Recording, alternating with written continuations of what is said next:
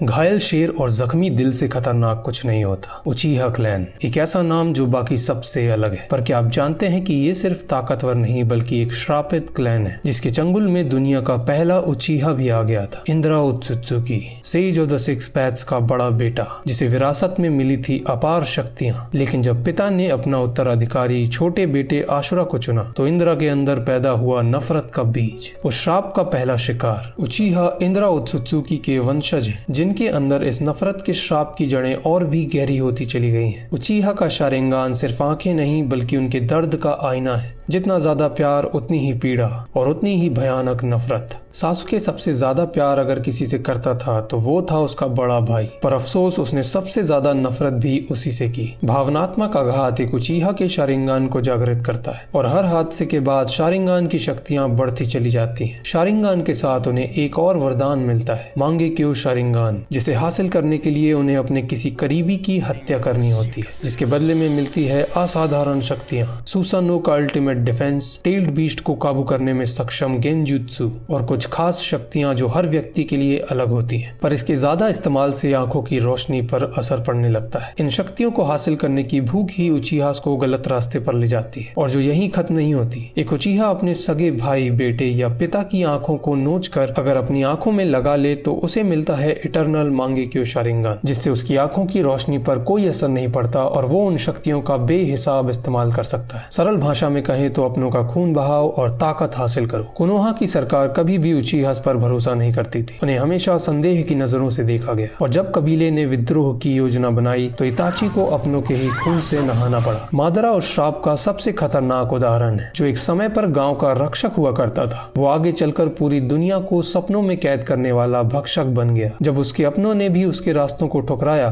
तो उसने सारी दुनिया से मुंह मोड़ लिया। मांगेक्यू शारिंगान की सारी शक्तियां हासिल करने के बाद जब वो लौटा तो उसने सब तबाह करने की कोशिश की, पर इसके बावजूद वो हाशिरामा को पार नहीं कर सका और दुनिया की नजरों में मरने के बाद छुपकर उसने और ज्यादा शक्तियों की खोज शुरू की जिससे वो अपने अधूरे काम को पूरा कर सके। और एक दिन उसका रिनेगान जाग गया। ये सच है कि ताकत और पैसा अच्छों को पागल कर देता है, पर कुछ ऐसे लोग भी होते हैं जिन्हें अहंकार छू भी नहीं पाता। शिजुई उचीहा सबसे कम उम्र में मांगेक्यू शारिंगान जगाने वाला एक लौता उचीहा जिसने अपनी जान दी ताकि दुनिया में शांति कायम रह सके, अपनी शक्तियां सही हाथों में दी ताकि उसका कोई गलत इस्तेमाल न कर सके। पर इस शाप की चपेट में आने के बाद फुगाकू ने विद्रोह को चुना, ओबिटो ने आतंकवाद को चुना और सासुके ने बदले की आंख को चुना। सासुके के पास शारिंगान और रिनेगान की सारी शक्तियां थी, वो दुनिया में सबसे ताकतवर था और कागुया के जाने के बाद उस श्राप ने अपना असर दिखाया और उसके अंदर का शैतान हावी हो गया। उस वक्त दुनिया के लिए सबसे बड़ा खतरा अगर कोई था तो वो था सासुके उचीहा, जो सारे टेल्ड बीस्ट और कागेस को खत्म करके दुनिया पर एक छत्र राज करना चाहता था। और अगर नारुतो ना होता तो उसे ऐसा करने से रोकने वाला धरती पर कोई भी नहीं था। इस नफरत का सिलसिला तब तक नहीं रुका जब तक नारुतो ने सासुके को अंधेरों से खींचकर रोशनी की ओर नहीं लाया। दुनिया में ताकत का संतुलन जरूरी है। सासुके को वापस लाने के लिए नारुतो सारी दुनिया से लड़ गया, कभी हार नहीं मानी। सासुके उसे खत्म करना चाहता था तब भी नहीं, और अंत में सासुके को अच्छाई के रास्ते पर आना ही पड़ा। पर क्या उस श्राप का भी अंत हो गया,